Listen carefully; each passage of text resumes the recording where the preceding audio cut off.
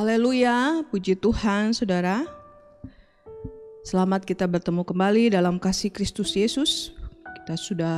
Kita bersyukur kepada Tuhan, kita masih diberikan waktu, terlebih kesehatan untuk kita boleh memuji Tuhan, menyembah Tuhan, terlebih mendengarkan sebagian firman Tuhan.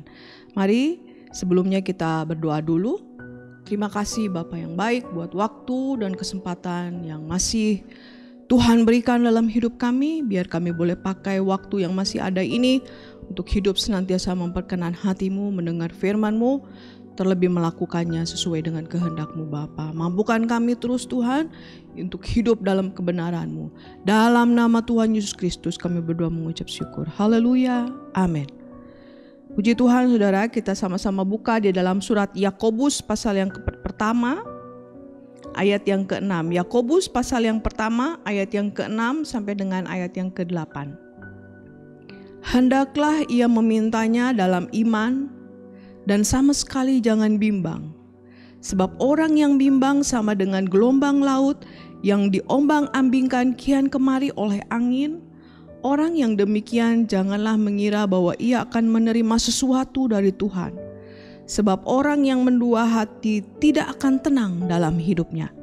Nah, puji Tuhan saudara, dalam Yakobus ini diajarkan kepada kita semua bahwa ketika kita dalam satu pergumulan, kita punya satu pengharapan atau kita punya satu kerinduan, mari kita memintanya kepada Tuhan dalam iman. Ya, dalam iman, percaya yang penuh, bukan setengah hati, bukan bimbang.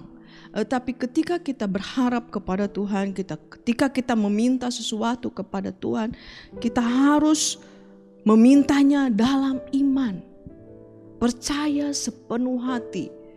Tidak bersandar kepada pengertian kita sendiri, tidak bersandar dengan akal kita sendiri, tidak bersandar dengan kekuatan kita sendiri, tapi kita bergantung kepada kekuatan Allah. Memintanya dalam iman. Dan sama sekali jangan bimbang. Jadi Allah menginginkan ketika kita meminta sesuatu kepada Tuhan, kita memintanya dengan sepenuh hati. Dengan iman yang kuat, yang penuh, yang bulat kepada Tuhan.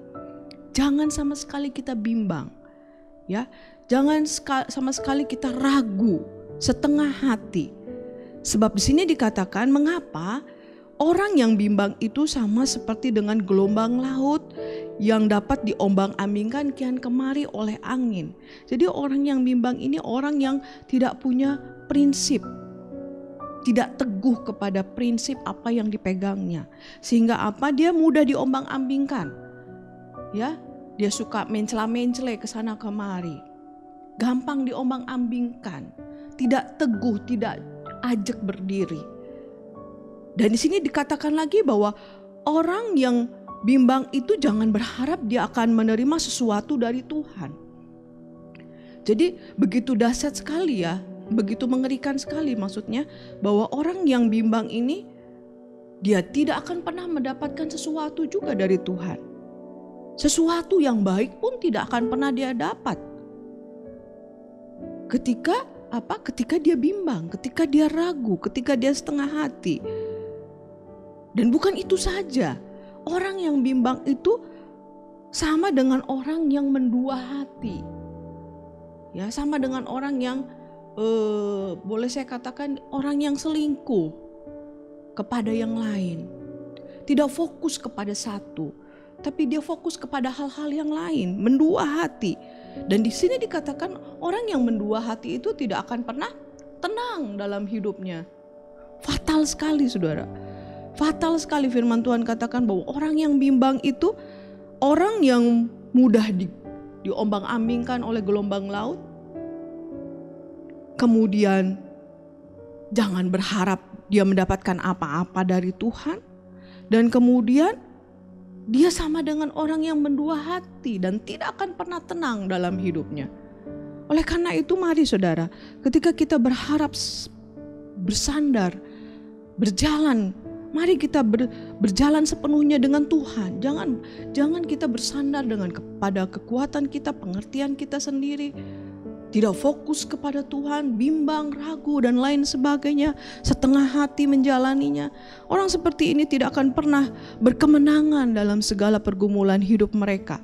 Tapi Allah mengajarkan kepada kita, mari kita melangkah dengan iman, memintanya dalam iman, berharap dengan iman yang penuh kepada Tuhan. Bergantung kepada kekuatan Allah, bergantung kepada kekuatan firman-Nya sepenuhnya. Dan tidak bersandar kepada kekuatan kita sendiri, tidak bersandar kepada pemikiran kita sendiri, tidak bersandar dengan akal budi kita sendiri. Bahkan di sini dikatakan orang yang bimbang tidak akan pernah menerima sesuatu yang baik dari Tuhan. Jangan pernah kita bimbang, ya, jangan kita setengah hati, berjalan bersama Tuhan, meminta segala sesuatu, percaya penuh kepada Tuhan bahwa Allah akan membuat segala sesuatu indah pada waktunya. Dia tahu apa yang menjadi keperluan kita. Dia tahu apa yang menjadi kebutuhan kita. Jangan bimbang, ya. Karena di sini katakan orang yang bimbang itu seperti gelombang laut yang diombang-ambingkan kian kemari. Kemudian dia tidak akan mendapatkan sesuatu pun yang baik dari Tuhan. Tidak akan pernah menerima sesuatu pun yang baik dari Tuhan. Dan juga orang yang mendua hati tidak akan pernah tenang dalam hidupnya. Saya yakin tidak ada kita mau hidup seperti ini. Tidak tenang, tidak mendapatkan sesuatu yang baik dari Tuhan. Karena apa? Karena kita selalu pelihara kebimbangan, keraguan, tidak percaya penuh kepada Tuhan, setengah hati. Maka tidak akan pernah kita berkemenangan dalam segala perkara. Tapi mari firman Tuhan mengajarkan kepada kita hidup dan bergantung pada kekuatan firman Allah, kekuatan Allah. Memintanya dalam iman, sepenuh hati percaya kepada Tuhan. Allah akan mencukupkan apa yang menjadi keperluan kita, pergumulan kita, kerinduan kita. Tidak ada yang mustahil bagi Dia. Puji Tuhan. Firman Tuhan tidak saya panjangkan, kita sama-sama berdoa. Terima kasih Bapa yang baik, kami bersyukur buat kebenaran firman-Mu yang mengajarkan kami untuk selalu berharap kepada Tuhan, bergantung kepada kekuatan-Mu Tuhan, tidak bersandar kepada kekuatan kami, tidak bimbang, tidak ragu Tuhan. Karena kami tahu orang yang bimbang tidak akan pernah mendapatkan apa-apa dan tidak akan pernah tenang dalam hidupnya. Oleh karena itu belajarlah kami untuk selalu bersandar penuh kepada Tuhan, meminta, berharap sepenuhnya dengan iman, percaya penuh kepada Tuhan. Karena Tuhan akan membuat segala sesuatu indah pada waktunya. Terima kasih Bapa. Malam ini terus kami berdoa buat bangsa dan negara kami. Mari Tuhan tolong pulihkan semuanya menjadi lebih baik. Pemimpin kami berikan hikmat untuk menyelesaikan semua persoalan yang ada.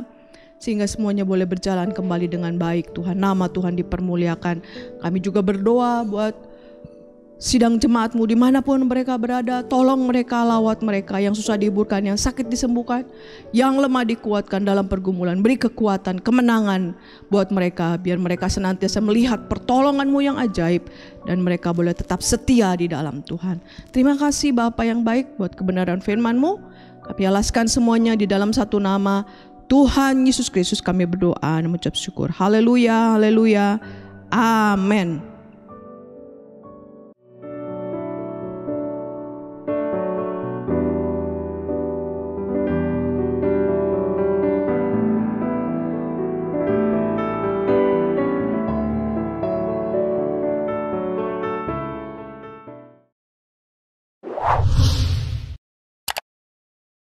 Subscribe channel YouTube GPDI Efrata Yogyakarta dan aktifkan lonceng notifikasinya untuk mendapatkan informasi seputar live streaming dan video khotbah terbaru lainnya. Tombol subscribe berada di kanan atas channel kami dan jangan lupa klik tombol loncengnya. Tuhan Yesus memberkati.